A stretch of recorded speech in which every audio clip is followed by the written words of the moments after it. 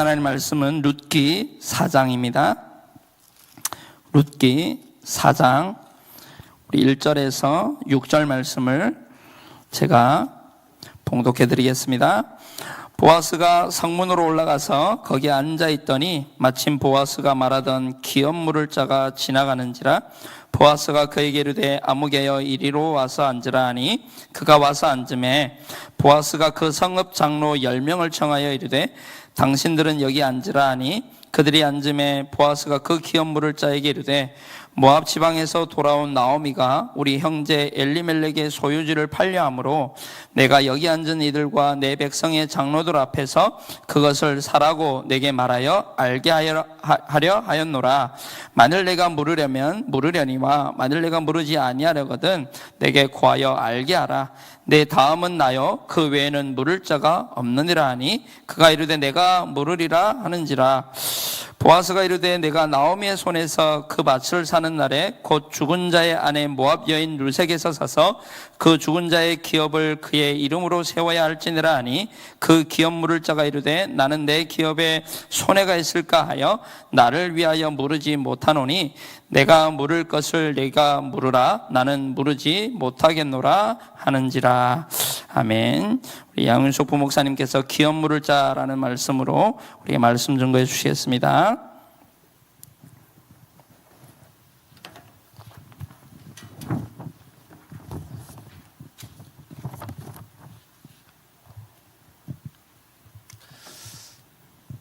우리 옆에 사람과 한번 인사 나누겠습니다.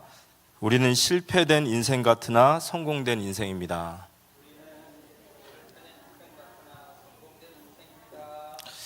우리가 성공된 인생을 만드는 것이 아니라 우리가 그리스도 안에 있으면 주께서 우리를 만들어 가실 줄 믿으시기 바랍니다. 우리 옆에 사람과 한 번 더 인사할까요? 하나님의 새로운 시작을 기대합시다. 자, 오늘 저희 수요일 날 나눌 말씀은 이번 주간 주셨던 이 말씀을 조금 더 묵상하며 기업 물을 자라는 말씀을 가지고 말씀을 좀 나누겠습니다. 올 한 해 동안 이 새로운 시작이라는 이 말씀을 우리는 계속 붙잡고 나아가야 합니다. 환경, 상황, 우리가 환경이 변하고 상황이 변해도 이사야서 40장 8절에 보면 6절과 8절에 보면 하나님의 말씀은 영원히 서리라 하셨습니다. 그래서 우리가 환경 따라가고 상황 따라가는 인생이 아니라 영원하신 하나님의 말씀을 굳게 붙잡는 것이 중요합니다. 왜냐하면 말씀은 붙잡는 자에게 역사하십니다. 그래서 우리가 어떤 상황이 와도 어떤 환경이 있더라도 하나님 나에게 대한 계획은 새로운 시작이다. 이렇게 생각할 때 비로소 흑암이 무너지거든요. 근데 이 마귀는 자꾸 우리 환경과 상황을 가지고 우리 흔들죠. 하나님 말씀 다 빼앗고 그럴 때마다 우리가 말씀의 검을 들고 아니다. 내가 그리스도 예수 안에 있기 때문에 이전 것은 지나갔으니 새 것이 되었다 말씀하셨기에 나를 향하신 계획은 새로운 시작이다.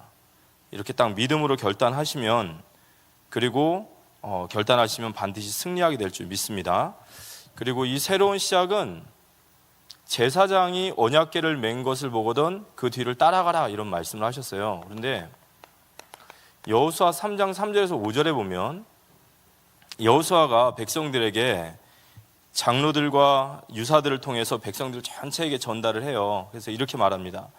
백성들에게 명령하여 이르되 너희 레위 사람 제사장들이 너희 하나님 여호와의 언약궤를 매는 것을 보거든 너희가 있는 곳을 떠나 그 뒤를 따르라. 그러나 너희와 그 사이 거리가 2000규빗쯤 되게 하고 그것에 가까이 하지는 말라. 그리하면 너희가 행할 길을 알리니 너희가 이전에 이 길을 지나보지 못하였음이니라 하니라. 여호수아가 또 백성에게 이르되 너희는 자신을 성결하게 하라. 여호와께서 내일 너희 가운데에 기이한 일들을 행하시리라. 이제 이스라엘 백성이 요단강을 두고 이제 가나안 땅으로 들어가는 그 직전에 여호수아가 했던 얘기입니다. 그런데 너희가 제사장이 언약궤를 매는 것을 보거든 그 언약궤를 따라가라. 그러면서 하신 말씀이 너희는 너희 자신을 성결하게 하라 이렇게 해요. 성결하게 하라. 너희가 너희 자신을 성결하게 하면 너희가 오늘 하나님의 기이한 일들을 보리라 이런 얘기를 하거든요. 백성을 성결하게 하라. 그럼 이 성결이 뭘까요? 우리 기독교 안에는 성결 교단도 있죠. 침례교, 장로교 다 있습니다. 이 성결이란 말이 무슨 뜻일까요? 우리를 거룩하게 하고 경건하게 하고 깨끗하게 하고 맞죠. 그렇지만 이 성결이란 말이 뭐냐면 오직이에요. 좌우 치우치지 말고 오직 언약궤만 따라가면 된다라는 거예요. 이게 성결입니다. 우리가 오직 예수. 그랬더니 여호수아 3장 17절에 요단강을 건너는데 성경에 뭐라고 써있나 보세요. 제사장이 발이 당길 때에 요단강이 갈라지고 그 요단강이 물벽이 딱 서요. 그런데 거기에 백성들이 지나가는데 17절 여기 써있네요. 여호와의 언약궤를 맨 제사장들은 요단강 가운데 마른 땅에 굳게 섰고 그 모든 백성이 요단을 건너기까지 마칠 때까지 모든 이스라엘은 어떻게 건넜죠? 그 마른 땅을 건넜더라. 하나님의 디테일이죠. 하나님의 능력이에요. 그 질척질척한 강바닥을 하나님이 다 말라버리신 거예요. 이 말씀을 믿음으로 붙잡으시는 우리 되어지길 기도합니다. 하나님 말씀 붙잡고 그 말씀을 따라가면 기이한 일을 보리라. 너희가 마른 땅을 건너리라 그러셨어요. 그래서 꼭 이 말씀을 붙잡고 우리가 이 한 주간을 살아가야 되면서 우리가 실패된 인생 같으나 성공된 인생, 이 강단의 말씀을 계속 묵상하시는 거예요. 이 소가 계속해서 반추라고 그러죠. 씹었다가 다시 빼놓고 또 씹고 또 씹었다. 그걸 묵상이라고 하거든요. 계속해서 씹는 거예요. 말씀을 계속해서 씹는 겁니다. 그러면 그게 한 주가 되고 한 달이 되고 1년이 될 때 그때 하나님의 역사가 더 크게 보여지실 줄 믿으시기 바랍니다. 이번 주간에 특별히 우리는 이 명절 가운데 있죠. 명절 하면은 우리는 여러 가지들을 생각할 수 있습니다. 방금 우리 부목사님께서 명절이 되면 우리가 긍정적인 것만이 아니라 진짜 나라와 민족이 정말 우상 숭배하고 우상을 정말 대놓고 하는 시기이기 때문에 우리는 정말 기도해야 됩니다. 하나님 앞에 회개하고 또 하나님 앞에 정말 기도하고 이 나라를 위해서 기도해야 됩니다. 그렇지만 이 명절이라는 기간 동안 또 저희가 붙잡아야 될 메시지는 사도행전 16장 31절에 주 예수를 믿으라 그리하면 너와 내 집이 구원을 얻으리라 이렇게 말씀하셨어요. 그 말은 하나님께서는 이 명절에 우리에게 하나님 앞에서는 명절이 바로 가문 복음화의 특별한 시간표라는 거죠. 가문 복음화의 시간표. 이게 바로 하나님의 계획이심을 믿으시기 바랍니다. 그래서 우리가 가문 복음화를 위해서 헌신하는 것은 내 가족 내가 살리는 게 당연하지가 아니라 하나님의 계획에 내가 헌신하는 거예요. 그러면 우리는 각자의 가정의 모든 시간표가 다 다르실 거예요.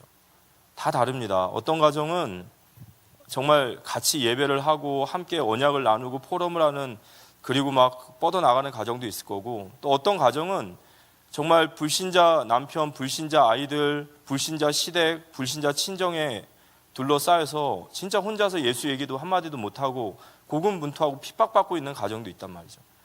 근데 각자의 시간표는 다 다르지만 우리가 하나님이 가문 복음화가 하나님의 절대 계획이라면 내가 이번 명절을 통해서 이 시간표 속에서 내가 하나님 어떻게 해야 되길 원하십니까 하면 반드시 하나님은 우리에게 헌신할 수 있는 나의 몫을 분명히 알려주실 거예요.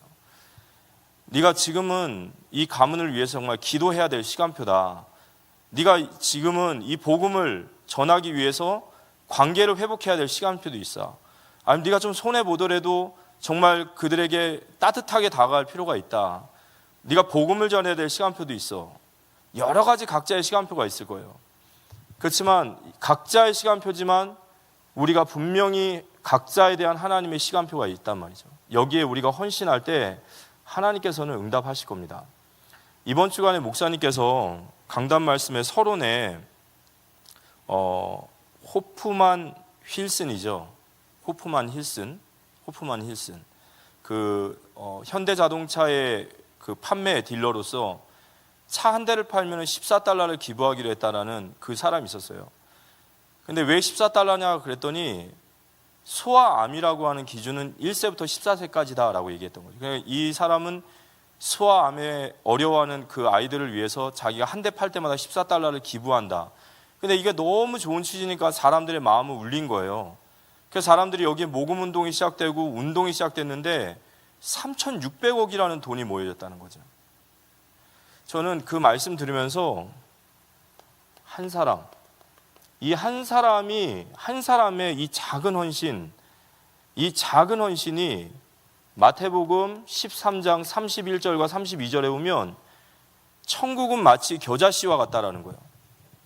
하나님의 역사는 겨자씨와 같다. 겨자씨는 모든 씨 중에 가장 작은 씨로 돼 그 겨자씨 안에 생명이 있기 때문에 자라나서 나무가 되어지고 수많은 새들이 깃들 수 있는 큰 나무로 선다고 약속하셨습니다. 우리가 하나님 앞에 드려지는 헌신, 그게 크고 작고의 문제가 아니지만 그 한 사람의 작은 헌신이 그게 하나님의 계획이기 때문에 하나님은 거기에 기름 부어주실 거예요. 성령의 기름을 부어주실 것이고 그 작은 시작을 통하여 하나님께서 위대한 하나님의 역사를 보여주게 되실 줄 믿으시기 바랍니다. 그래서 하나님의 나라는 작은 것만이냐라는 건 아니지만 항상 하나님 그래요.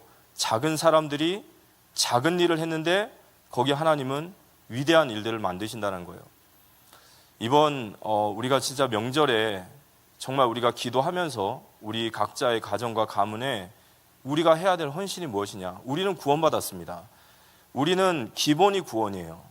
그렇지만 아직 구원받지 못한 내 형제 자매들이 있고 아직 복음 누리지 못한 종교 생활하는 내 형제 자매들이 있습니다. 우리 그런 형제들을 위해서 기도하면서 이 한 사람이 우리가 되어지기를 기도합니다. 첫 번째는 기근의 때입니다. 오늘 이 룻기서의 이야기의 시작이 바로 기근의 때입니다. 이 엘리멜렉이라고 하는 한 가정의 이야기지만 그 가정이 베들레헴 출신인데 거기에 기근이 왔어요. 근데 기근이 왔는데 그들이 모압 땅으로 이제 이민을 가죠. 흉년이 와서 기근이 와서 모압 땅으로 가는 겁니다. 근데 이 시대의 시대 배경이 뭐냐면 1장 1절에 보면은 사사들이 다스리는 시대다 그랬어요. 사사시대. 사사시대의 특징은 사사기 21장 25절에 보면 그때에 이스라엘의 왕이 없으므로 사람이 각기 자기의 소견에 옳은 대로 행하였더라. 왕이 없다는 거예요. 이스라엘의 왕은 하나님이십니다. 맞습니까? 이스라엘은 하나님이 함께 하셔요. 그런데 그들이 왕을 왕 취급을 안 하는 거죠. 그러니까 그들에게 왕이 없으므로 각기 옳은 소견대로 행하였더라. 그래서 우리가 창세기 3장에 이 땅은 천국이 아니기 때문에 이 땅에 분명히 기근도 있고 흉년도 있어요. 우리 신자에게도 때로는 기근의 때가 있습니다. 의아해하지 마십시오. 근데 다른 건 뭐죠? 우리는 하나님의 계획 속에 있다라는 겁니다. 맞습니까? 우리는 하나님의 계획 속에 있다라는 거예요. 하지만 이 땅에 분명히 기근도 있고 흉년도 있어요. 근데 문제는 기근과 흉년이 아니라 이 기근과 흉년의 때에 신자가 이 기근을 대처하는 모습이에요. 그러니까 흉년이 오면 신자는 어떻게 이 흉년 앞에 서야 되는가? 근데 안타깝게도 이 엘리멜렉 가정이 모압 땅으로 이동하면서 있어서 그들에게 없는 단어가 하나 있어요. 뭐가 없을까요? 그들은 하나님 앞에 질문하지 않아요. 질문하지 않습니다. 그냥 환경이 상황이 기근에 이런 흉년이 드니까 그냥 본능대로 눈에 보이는 대로 마치 정말 사사기 시대의 그 핵심 키워드 같이 자기가 옳은 대로 옳다고 선택하고 가는 거죠.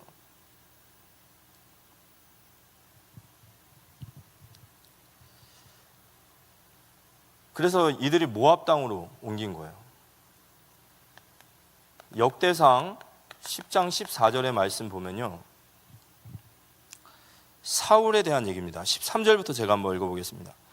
사울이 죽은 것은 여호와께 범죄하였기 때문이라. 그가 여호와의 말씀을 지키지 아니하고 또 신접한 자에게 가르치기를 청하고 여호와께 묻지 아니하였으므로 여호와께서 그를 죽이시고 그 나라를 이새의 아들 다윗에게 넘겨주셨더라. 여호와께 묻지 아니하였어요. 그래서 여호와께서 사울을 죽이시고 그의 나라를 다윗에게 옮기셨다. 우리가 기근과 흉년의 때가 있지만 우리는 하나님 앞에 질문하는 그런 우리의 신앙이 되어지기를 기도합니다. 질문해야죠. 하나님, 우리가 어떻게 해야 되겠습니까? 당연히 해야 되는 겁니다. 그래서 그 모압 땅으로 간 결과 한 10년이라는 시간이 지난 후에 이 엘리멜렉의 가정은 완전히 실패합니다. 완전히 실패해요. 이민 한 10년 차 됐는데 이 가정이 완전히 실패하고 완전히 몰락해버린 거예요. 이 엘리멜렉이라고 하는 가장이 죽어요. 그리고 나서 그의 아들 말룡과 기럐이라고 하는 두 아들 역시도 죽게 됩니다. 남편이 죽고 아이들이 죽었다라는 말은 단순히 남자가 죽었다는 게 아니라 이제 이 가정은 문 닫은 거예요. 이거 폐가 된 겁니다. 씨가 없어요. 씨가. 그러니까 생명이 더 이상 전달되지 않는, 이게 완전 몰락해버린, 완전히 폐가 돼버린 그 가정에 남은 거라고는 세 과부만 남았어요. 이제 나오미도 늙었을 것이고, 이거 완전 뭐 절망이죠. 완전 망해버린 거죠. 완전히 망해버린 이 가정이에요.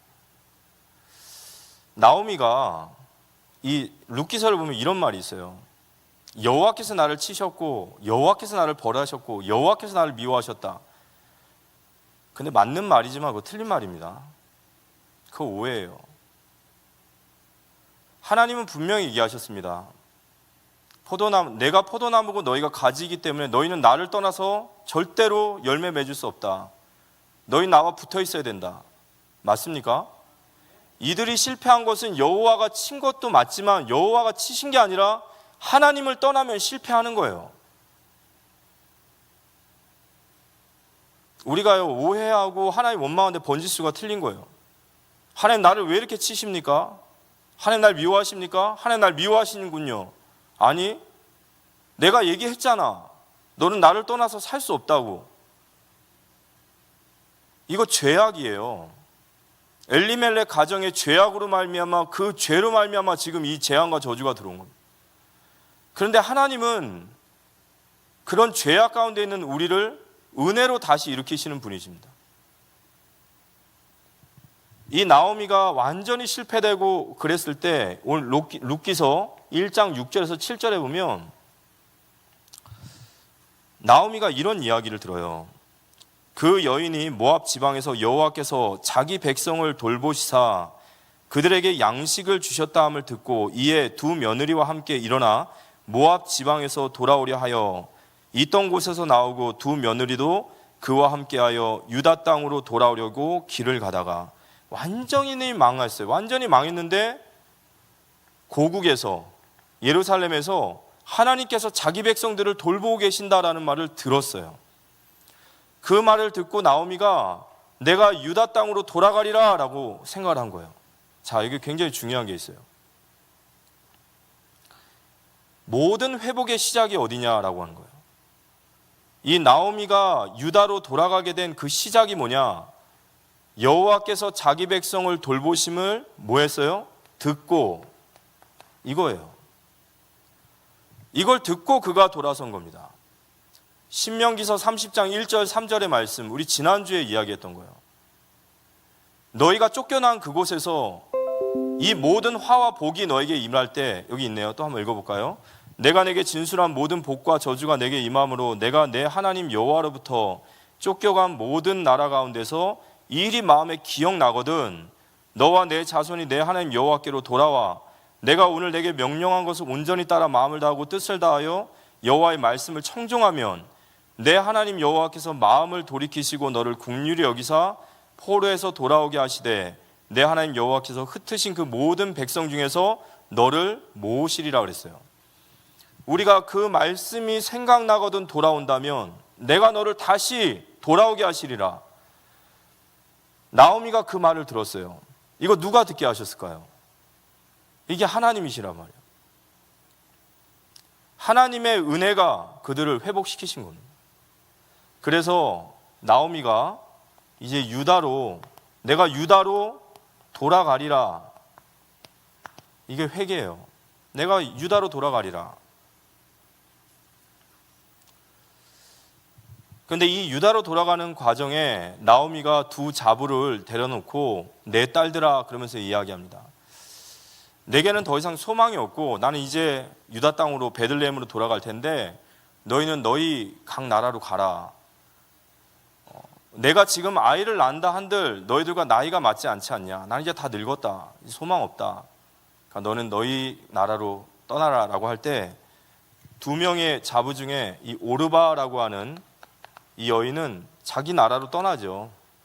그런데 이 룻이라고 하는 여인은 우리가 잘 알다시피 내가 어머니와 함께 하겠습니다. 그 이유는 어머니의 하나님이 나의 하나님이시고 나는 이미 하나님의 백성이 되었습니다라는 그가 믿음의 신앙 고백을 하게 됩니다. 오르바가 자기 나라로 떠나고 룻이 하나님을 택한 거에 대해서 오늘 나오미가 뭐라고 하냐면요, 오르바는 자기의 신을 섬기러 떠났다라고 얘기해요. 이 룻이 단순히 시어머니에 대한 공경과 효를 얘기하는 게 아니에요. 그게 아닙니다. 지금 룻은 하나님의 백성으로서 하나님을 택한 거예요. 그런데 그가 올바른 신앙 고백을 했더니 그 안에서 효가 나오는 겁니다. 알아들으시기 바랍니다. 이거 굉장히 중요한 얘기예요. 우리가 올바르게 신앙에 고백하고 올바르게 신앙 앞에 서면 당연히 나와야 될 것들이라는 거죠. 그래서 이제 이 나오미가 룻을 데리고선 이제 베들레헴으로 향합니다.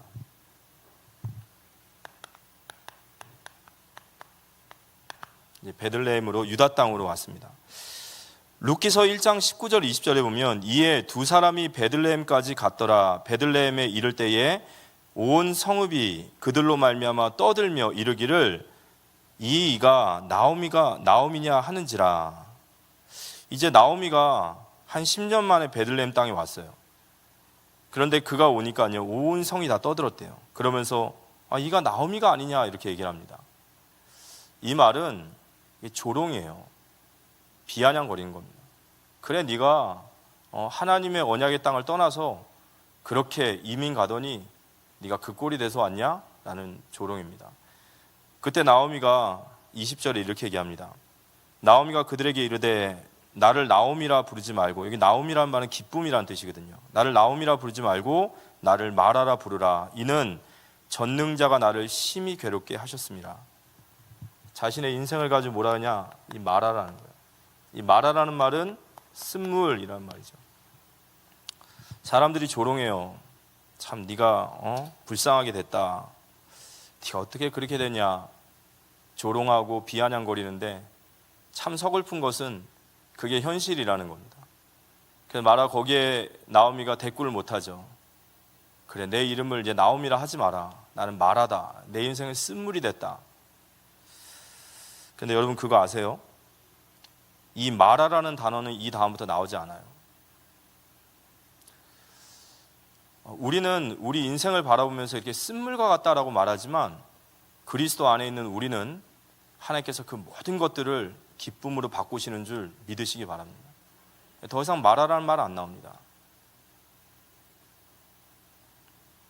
그리고 나서 이제 베들레헴 이제 이스라엘 땅에 왔을 때 가나안 땅에 왔습니다. 이곳에서 이제 룻이 이제 그 시어머니인 나오미에게 헌신하기 시작해요. 봉양하기 시작합니다. 여기 보면 룻의 헌신이 나와요. 룻기서 2장 1절에서 3절까지 보면 나오미의 남편 엘리멜렉의 친족으로 유력한 자가 있으니 그의 이름은 보아스더라. 모압 여인 룻이 나오미에게 이르되 원하건대 내가 밭으로 가서 내가 누구에게 은혜를 입으면 그를 따라서 이삭을 죽겠나이다 하니 나오미가 그에게 이르되 내 따라 갈지어다 하매. 근데 이 말을 참 보면 여기에 룻의 어떤 인격, 인품, 그의 어떤 됨됨이 이게 나와요. 왜냐하면 엄연히 말하자면 룻은 나오미에게 이렇게 안 해도 돼요.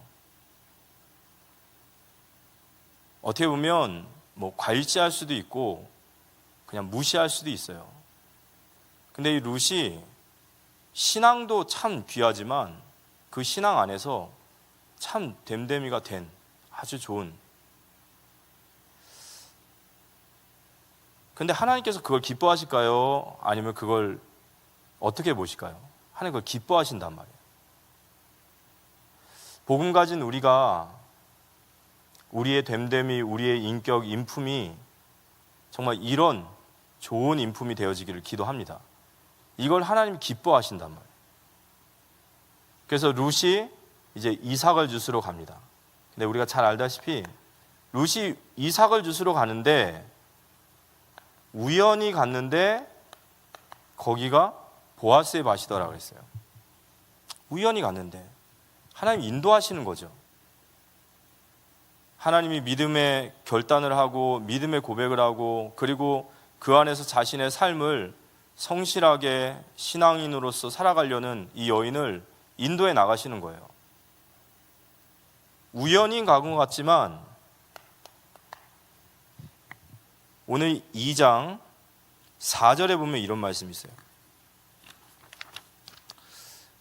마침 보아스가 이런 말씀이 있어요. 마침 보아스가 베들레헴에서부터 와서 베는 자들에게 이르되 여호와께서 너희와 함께 하시기를 원하노라 하니 그들이 대답하되 여호와께서 당신에게 복 주시기를 원하나이다 하니라.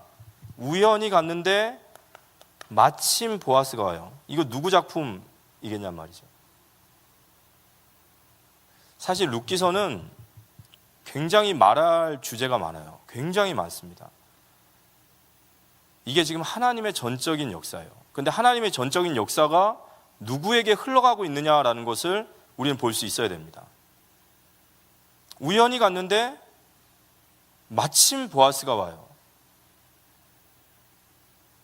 근데 여기서 이제 보아스가 이제 밭에 왔는데 이 소녀를 보게 됩니다. 그래서 그 사람들에게 저 소녀가 누구냐라고 말을 하죠. 그랬더니 그 소녀에 대해서 사람들이 쭉 얘기를 해요. 그러니까 보아스가 그 얘기를 듣고 나서 그에게 선처를 베풀고 그에게 은혜를 베풀기 시작해요. 그녀를 위해서 밭도 좀 이런 문금도 좀 놔두고 그리고 어렵게 하지 말고 계속 돕는 거예요. 보아스가 이 룻을 긍휼히 여기기 시작했어요. 그리고 그에게 자비를 베푸기 시작했고 그에게 은혜를 베풀기 시작했습니다. 근데 왜 보아스가 룻에게 이런 은혜를 베풀었냐라고 말할 때 2장 10절에서 12절에 보면 이런 말씀이 있습니다. 룻이 엎드려 얼굴을 땅에 대고 절하며 그에게 이르되 나는 이방 여인이거늘 당신이 어찌하여 내게 은혜를 베푸시며 나를 돌보시나이까. 룻이 또 깜짝 놀라는 거예요. 이 보아스가 처음 만난 뭐 이 농장의 주인 같은데 자기에게 이런 은혜를 베풀고 이런 호의를 베푸니까 어찌 나는 이방 여인인데 나 같은 여인에게 이런 자비와 은혜를 베풉니까? 라고 말하는데 11절 12절에 있어요. 보아스가 그에게 대답하여 이르되 내 남편이 죽은 후로 내가 시어머니에게 행한 모든 것과 내 부모와 고국을 떠나 전에 알지 못하던 백성에게로 온 일이 내게 분명히 알려졌느니라. 여호와께서 내가 행한 일에 보답하시기를 원하며 이스라엘 하나님 여호와께서 그의 날개 아래에 보호를 받으러 온 내게 온전한 상 주시기를 원하노라 하는지라. 보아스가요 이 룻에 대한 이야기를 또 들었어요. 또 들었어요. 그런데 저희가 여기서 좀 한 가지 또 봐야 될 건 뭐냐면 이 룻은 모압 여인이에요. 이방 여인이거든요. 근데 이방 여인인데 유대인이 이 이방 여인을 대하는 태도가 마음이 다 열려 있어요. 왜 그럴까요? 왜 보아스가 이 이방 여인을 향해서 이렇게 마음이 열려 있을까요? 마치시면 제가 시원한 아메리카노라도 한 잔 드릴 수 있는데 대답하지 마십시오.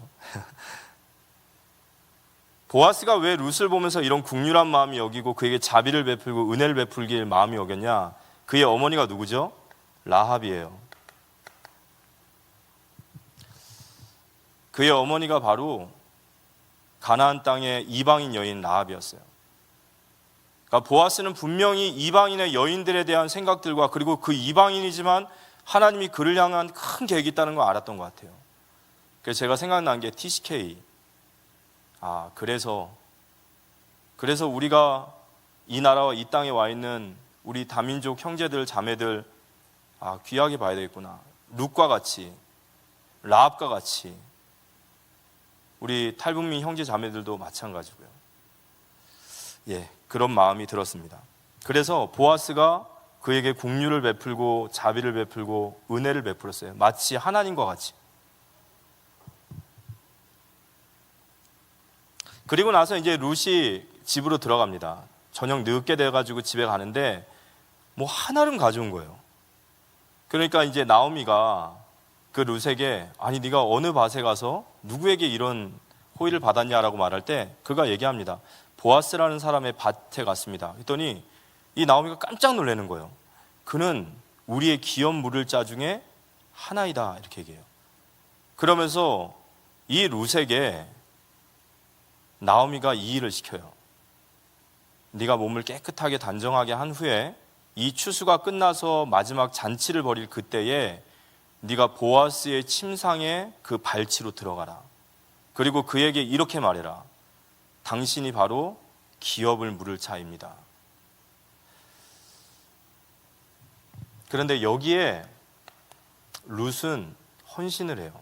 성경에 룻을 뭐라고 하냐면 현숙한 여인이라고 말합니다. 보아스가 잠언서의 현숙한 여인이 어떤 여인이죠? 지금 룻이 이 어머니의 말에 순종하는 것은요, 제가 이따 말씀드리겠지만 이게 무슨 말이냐면요, 기업 물을 자라는 것은 죽은 형제의 대를 잇는 거예요. 그 말은 네가 보아스에게 들어가서 결혼을 하고 그리고 내 죽은 아들의 아이를 낳아라 이 얘기예요. 근데 사실은 룻은 그걸 해야 될 책임이 없어요. 그건 온전히 나오미의 가정을 살리는 일이에요. 근데 여기에 룻이 헌신을 하는 거예요. 왜 그러냐? 보아스가 그에게 말하듯이 그는 현숙한 여인이에요. 현숙한 여인은 여호와를 경외하는 자라고 그랬어요. 하나님을 경외하는 거예요. 하나님을 믿고 하나님을 따르는 겁니다. 그래서 이제 그가 어머니가 말한 대로 3장 5절에 보면 한번 3장 3절에서 5절 제가 한번 읽어보겠습니다. 오늘 아니면 또 루키 잘 안 읽으시니까 읽어보겠습니다. 그런즉 너는 목욕을 하고 기름을 바르고 의복을 입고 타작 마당에 내려가서 그 사람이 먹고 마시기를 다 하기까지는 그에게 보이지 말고 그가 누울 때에 너는 그가 눕는 곳을 알았다가 들어가서 그의 발치 이불을 들고 거기 누우라. 그가 내 할 일을 내게 알게 하리라 하니 룻이 시어머니에게 이르되 어머니의 말씀대로 내가 다 행하리라 하니라. 그리고 나서 8절에서 9절에 보면 한밤중에 그가 놀라 몸을 일으켜 본즉, 왜냐 룻이 들어왔어요. 그 침소에 들어온 거예요. 한 여인이 자기 발치에 누워 있는지라. 이르되 내가 누구냐 하니 대답하되 나는 당신의 여종 룻이오니 당신의 옷자락을 펴 당신의 여종을 덮으소서. 이는 당신이 기업을 물을 자가 됨이니이다 하니. 그랬더니 10절과 11절에 보아스가 이런 말이에요. 기업 물을 자라는 것은 당신이 엘리멜렉의 기업을 물을 그 책임이 당신에게 있습니다 라는 얘기예요. 그랬더니 10절과 11절에 보아스가 이런 얘기를 합니다. 그가 이르되 내 딸아 여호와께서 내게 복 주시기를 원하노라. 내가 가난하건 부하건 젊은 자를 따르지 아니하였으니 내가 베푼 인애가 처음보다 나중이 더하더라. 그러니까 처음에 어머니를 따라서 이 가나안 땅에 온 것보다 지금 네가 하고 있는 행동이 그 인애가 그 시어머니에 대한 봉양과 하나님에 대한 경외함이 더 크도다. 이런 얘기를 하는 거예요. 그리고 이제 내 따라 두려워하지 말라. 내가 내 말대로 내게 다 행하리라. 내가 현숙한 여자인 줄 내가 성의 백성이 다 아느니라. 그러면서 12절 13절에 집으로 참으로 나는 기업 물을 자이나 기업 물을 자로서 나보다 더 가까운 사람이 있으니 이 밤에 여기에 머물라. 아침에 그가 기업 물을 자의 책임을 내게 이행하려면 좋으니 그가 그 기업 물을 자의 책임을 행할 것이니라. 만일 그가 기업 물을 자의 14절은 제가 안 썼습니다. 14절 어떻게 됐죠? 안 하면 내가 하겠다 이런 얘기죠. 자, 그래서 보아스가 이제 기업 물을 자로서 그래 내가 너의 뜻대로 내가 엘리멜렉의 기업을 물겠다라고 얘기했습니다. 그래서 오늘 세 번째 기업 물을 자입니다. 이 기업 물을 자가 무엇이냐 우리가 이걸 좀 알아야 됩니다. 룻기서 4장 1절에서 6절에 저희들이 읽었던 구절에 보면 이제 보아스가 아침이 되어서 원래 룻에게 기업을 물어야 될 첫 번째 책임자가 있었어요. 그러니까 룻에게 이런 얘기를 한 거죠. 만약에 너에게 기업 물어야 될 그 사람이 그 기업을 물은다면 다행이지만 그렇지 않다면 내가 기업을 물겠다라고 했어요. 그래서 1절에 보면 보아스가 성문으로 올라가서 거기 앉아 이런 얘기인데요. 고대 지방의 성문은 두 사람이 앉을 수 있어요. 재판관이나 아니면 지역의 유지. 그러니까 이 룻이라는 사람은 정말 그 지역의 유지예요. 어마어마한 재력가인 것 같아요. 그가 성문에 앉아 있더니 마침 보아스가 말하던 기업 물을 자가 지나가는지라. 보아스가 그에게 이르되 아무개여 이리 와서 앉으라 하니 그가 와서 앉으매. 여기 아무개라는 말이 뭘까요? 이름이 아무개일까요? 그게 아니고요. 그 이름조차 부를 자격도 없는 자라는 말을 성경에서 말하는 거예요. 그 이름조차 언급할 가치가 없어 라는 인간이에요. 그래서 성경은 그렇게 아무개요 라고 말한 겁니다. 이 아무개요 여기 앉으라 그러면서 얘기합니다. 보아스가 그 성읍 장로 10명을 청하여 이르되 이제 증인들을 두고 얘기하는 거예요. 당신들은 여기 앉으라 하니 그들이 앉음에 보아스가 그 기업 물을 자에게 이르되 모압 지방에서 들어온 나오미가 우리 형제 엘리멜렉의 소유지를 팔려함으로 내가 여기 앉은 이들과 내 백성의 장로들 앞에서 그것을 사라고 내게 말하여 알게 하려 하였노라. 만일 내가 물으려면 물으려니와 만일 내가 물으지 아니하려거든 내게 고하여 알게 하라. 내 다음은 나요 그 외에는 물을 자가 없느니라 하니 그가 이르되 내가 물으리다. 내가 기업 물으겠다 이렇게 했어요.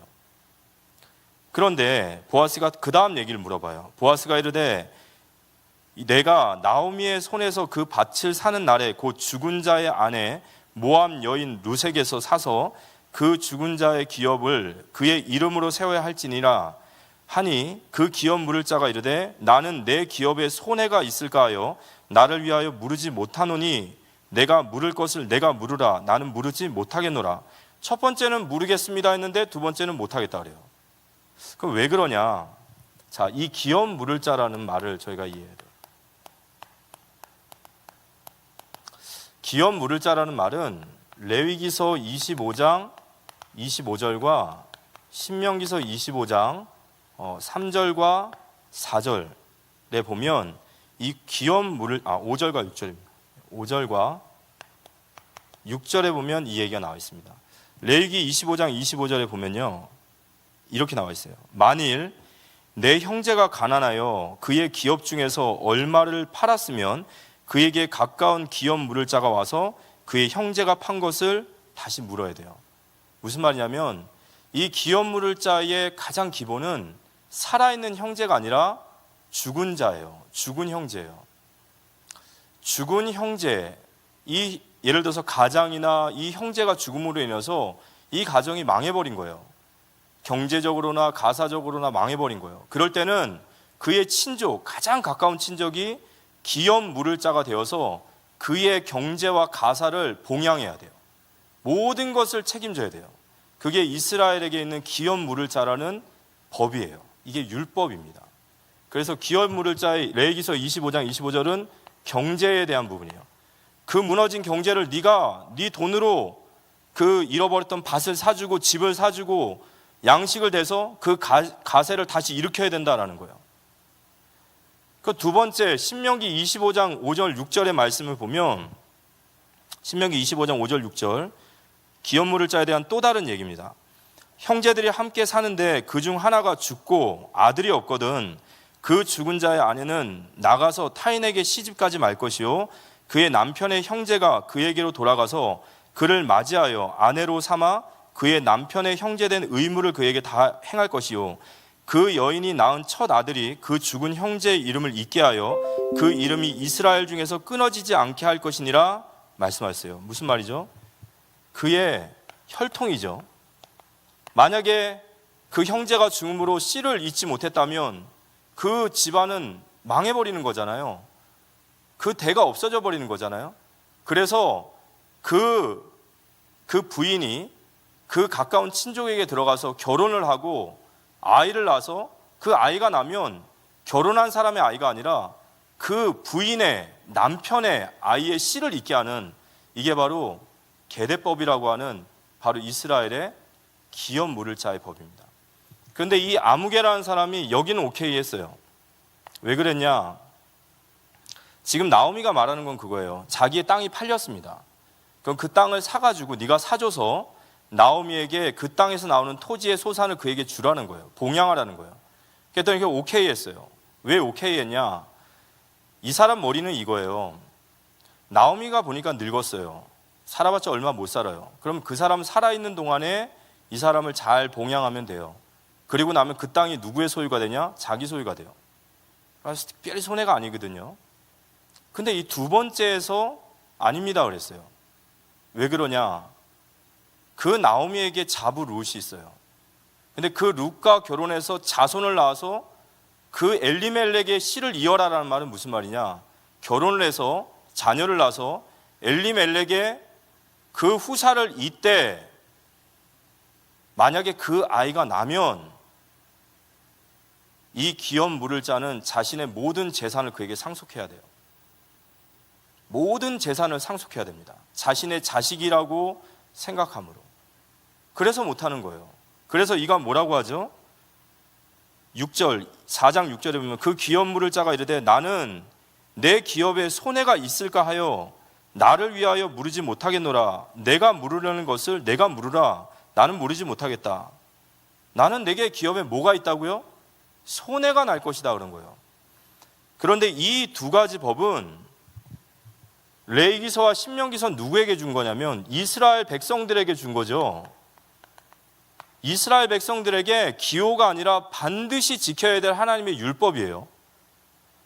그런데 이 하나님의 이스라엘 백성은 지금 영적으로 봤을 때 우리예요.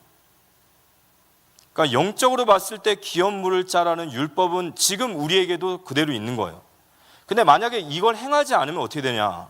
신명기서 25장 5절 6절에서 10절까지 한번 제가 읽어보겠습니다. 신명기서 25장 6절에서 10절. 그 여인이 낳은 첫 아들이 그 죽은 형제의 이름을 잊게 하여 그 이름이 이스라엘 중에서 끊어지지 않게 할 것이니라. 그러나 그 사람이 만일 그 형제의 아내 맞이하기를 즐겨하지 아니하면, 왜냐? 내게 손해가 나니까. 그 형제의 아내는 그 성문으로 장로들에게 나아가서 말하기를 내 남편의 형제가 그의 형제의 이름을 이스라엘 중에 잊기를 싫어하여 남편의 형제된 의무를 내게 행하지 아니하나이다 할 것이요. 그 성읍 장로들은 그를 불러다가 말할 것이며 그가 이미 정한 뜻대로 말하기를 내가 그 여자를 맞이하기를 즐겨하지 아니하노라 하면 그의 형제의 아내가 장로들 앞에서 그에게 나아가서 그의 발에서 신을 벗기고 그의 얼굴에 침을 뱉으며 이르기를 그의 형제의 집을 세우기를 즐겨 아니하는 자여 아니하는 자에게는 이같이 할 것이라 하고 이스라엘 중에서 그의 이름을 신벗김을 받은 자의 집이라 부를 것이라. 이 무슨 말이냐면요, 그의 얼굴에 침을 뱉는다라는 것을 그를 모독하고, 그리고 그의 신을 벗긴다라는 것은 하나님께 심판을 받을 것이다라는 거예요. 그런데 이 이야기를 보아스가 몰랐냐? 알았어요. 이걸 알고 그가 기업을 물으겠다는 거예요. 자, 기업 물을 자의 가장 기본은 뭐냐? 내가 손해를 봐서 내 형제를 세우는 거예요. 그게 가장 기본이에요. 내가 손해를 봐서 내 형제를 세우는 거. 그런데 보아스는 이 두 가지 조건을 아는데 그는 이걸 승낙합니다. 왜 승낙했을까요? 이게 주석에 보면 이 보아스의 심정을 이야기할 때 야곱과 에서의 이야기를 해요. 야곱은 속임수도 많이 쓰고 인간성도 더러워요. 그런데 하나님은 계속해서 야곱의 손을 들어줘요. 왜 그럴까요? 하나님 택함 받은 자이기도 하지만 야곱은 형 에서를 속입니다. 장자의 명분을 팥죽 한 그릇에 살려고 형이 가장 목마르고 배고플 때 그걸 이용하는 비열한 짓을 해요. 그렇지만 야곱은요, 그 장자의 명분이 소중하다라는 것을 알아요. 영적인 축복에 대한 욕심이 있고 갈급함이 있는 자예요. 그런데 에서는 그 장자의 명분을 팥죽 한 그릇에 팔아버려요. 그래서 성경은 에서가 장자의 명분을 경홀히 여겼다, 가볍게 여겼다, 하찮게 여겼다. 지금 우리로 말하면 뭐죠? 예수가 밥 먹여줘? 그거예요. 지금 이 아무개라는 사람은 하나님 앞에 저주를 받으리라 해도 당장 내 손해보다 작아 보이는 거예요. 그거야 뭐 하나님이 뭐 벌내리면 벌리는 거고. 그런데 보아스는요, 지금 하나님의 영적인 축복을 보는 겁니다. 그가 하나님 앞에 경건한 자이기 때문에 하나님의 말씀을 경외하고 하나님의 말씀을 따라가는 줄 믿으시기 바랍니다. 그래서 보아스가 바로 기업 물을 자가 돼요. 그래서 보아스가 이 기업 물을 자로서의 자신의 책무를 다 감당하게 됩니다. 그래서 그가 룻과 결혼을 하죠. 이 룻과 결혼을 합니다. 기업 물을 자가 자신의 손해를 보고 자신이 희생을 해서 그 희생을 했을 때 결혼한 후에 그 가정에 자녀가 나는데, 우리 4장의 마지막 절 보면요, 이 나오미가 룻기서 4장 보면요 13절부터 한번 제가 읽어보면요, 이에 보아스가 룻을 맞이하여 아내로 삼고 그에게 들어갔더니 여호와께서 그에게 임신하게 하심으로 그가 아들을 낳은지라. 여인들이 나오미에게 이르되 찬송할지로다. 여호와께서 오늘 내게 기업 물을 자가 없게 하지 않으셨도다. 이 아이의 이름이 이스라엘 중에 유명하게 되기를 원하노라. 이는 내 생명의 회복자이며 내 노년의 봉양자라. 곧 너를 사랑하며 7 아들보다 귀한 내 며느리가 낳은 자로다 하니라. 나오미가 아기를 받아 품에 품고 그의 양육자가 되니 그의 이웃 여인들이 그에게 이름을 지어주되 나오미에게 아들이 태어났다 하여 그의 이름을 오벳이라 하였는데 그는 다윗의 아버지인 이새의 아버지였더라. 나오미가 자신의 인생을 뭐라고 그랬어요? 마라라고 그랬어요. 그런데 이 마라와 같이 완전히 망해버린 집안이 그가 이 기업 물을 자를 통하여 그가 기쁨을 회복해요. 그의 찬송을 회복합니다. 이 가정이 다 살아나게 된 거죠. 그리고 그 아이를 낳았는데 그 아이 이름이 오벳이었어요. 우리가 이번 주일에도 들었듯이 이 오벳의 아이로 누가 태어나냐면 이새가 태어나고 그 이새의 후손으로 다윗이 태어납니다. 근데 여기 보면 참 재밌는 부분이 있어요. 룻기서 4장 21절에 보면 살몬은 보아스를 낳고 보아스는 오벳을 낳았고 이렇게 나오죠. 근데 이거 이상하게 안 느껴지시죠? 근데 원래 여기에 이름에 누가 들어가야 될까요? 엘리멜렉이 들어가야 돼요. 보아스가 낳은 아이는 보아스의 아이가 아니라 엘리멜렉의 자손이에요. 그런데 마태복음 1장과 오늘 이 룻기서에는 하나님은 누구를 그를 기억하십니까? 보아스를 기억하시는 거예요. 자, 오늘 이 말씀 이제 마치면서요,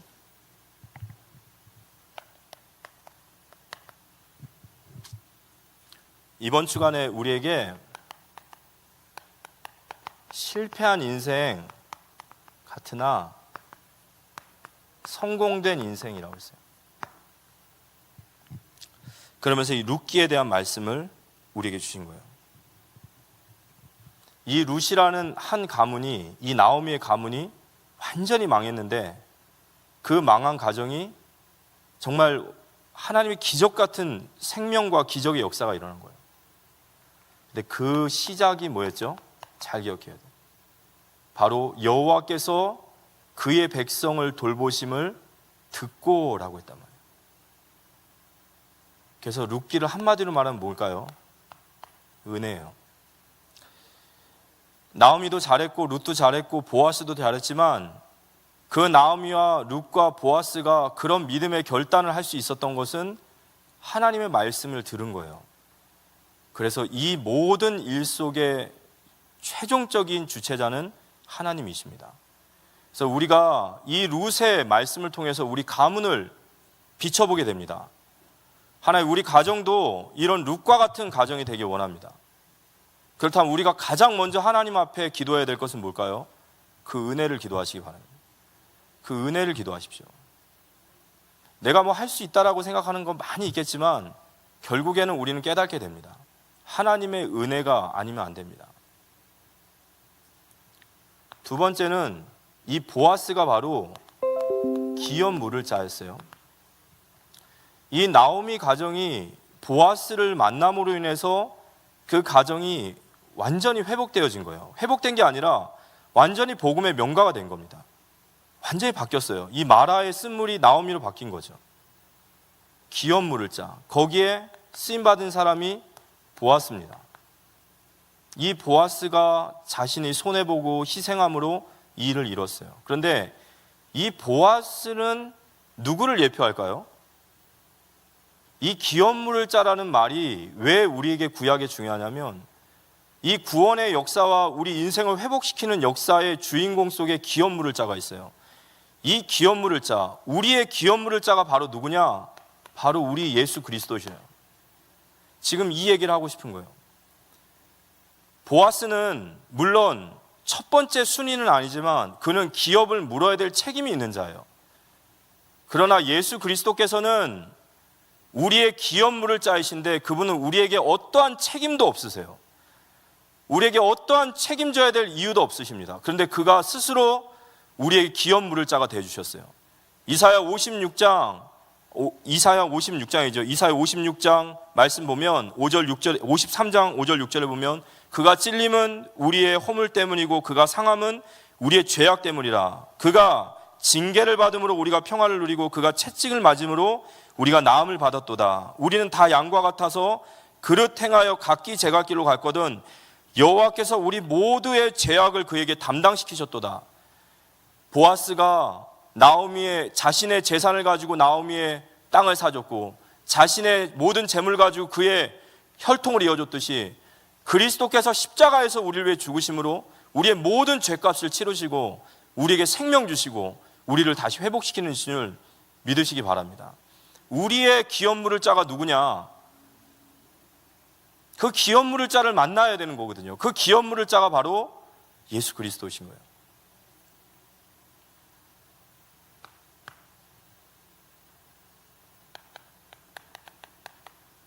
한 사람, 기업 물을 자는 이스라엘의 책무라고 그랬죠. 이스라엘 백성들의 책무입니다. 형제의 가산이 무너졌다면 그 가산을 자신의 재산으로 손해를 봐서 희생을 해서 그걸 다시 일으켜 세우는 것이고 그의 형제의 혈통이 끊어지고 죽은 자라면 그를 살려주는 것이 바로 기업 물을 자의 역할이에요. 오늘 이 나오미나 룻이나 보아스 이들이 나오미는 룻에게 하나님을 전했고 룻은 이방의 여인이지만 말씀 듣고 결단했고 보아스도 결단했어요. 그들의 크고 작은 헌신이 아니라 그들이 바로 기업 물을 자의 사명을 감당한 겁니다. 근데 그들을 통해서 하나님께서는 나오미의 가정과 가문을 살리셨고 더 나아가 그 일이 다윗의 혈통을 잇는 일이에요. 그래서 한 사람, 하나님이 나를 기업 물을 자로 부르셨다. 이게 중요한 거예요. 그리스도께서 기업 물을 자가 되셔서 나를 속량하시고 나를 세우셨듯이 이제 우리는 기업 물을 자의 책무를 가지고 내 형제를 세워야 되는 겁니다. 맞습니까? 이게 성경에서 말하는 우리의 책무예요. 사사기 시대에 그 다음 시대가 왕정 시대예요. 이 사사기와 왕정 시대를 잇는 메시지가 뭐냐? 기업 물을 자예요. 이 한 사람의 작은 헌신과 이 한 사람의 작은 하나님 앞의 순종이 왕정 시대를 여는 거예요. 이 얘기를 하고 싶으신 거예요. 이 어두운 사사기 시대를 끝내고 이제 다윗의 혈통으로 오실 메시아의 시대가 열려야 됩니다. 근데 그 열리는 그 일에 나오미, 룻, 보아스 같이 작은 자들이 작은 하나님의 기업 물음을 감당한 겁니다. 맞습니까? 우리가 이 일을 감당해야 되는 거예요. 그리고 더 나아가 신명기서 29장 14절에서 15절에 보면 우리가 그럼 우리의 형제가 누굽니까? 우리가 우리의 기업 물음을 감당해야 될 우리의 형제가 누굽니까? 라고 할 때 아직 우리 안에 들어오지 않은 그들까지도 해요. 우리 아니라는 말은 무슨 말이죠? 요한복음 10장에 보면 예수님께서 요한복음 10장 10절에 보면 예수님께서 우리에게 선한 목자로 오시면서 아직 우리에 들지 아니한 그들도 내가 인도할 터이다. 그들이 누구죠? 아직 복음 받지 못한 이방인의 현장인 거예요. 그래서 룻기 속에는 선교의 사명이 이 속에 들어가 있어요. 우리가 형제에 대해서 기업 물을 때에 하나님 우리에게 영적인 축복을 보여주실 줄 믿으시기 바랍니다. 하나님 우리를 기뻐하시고 보아스와 같은 축복을 주실 거예요.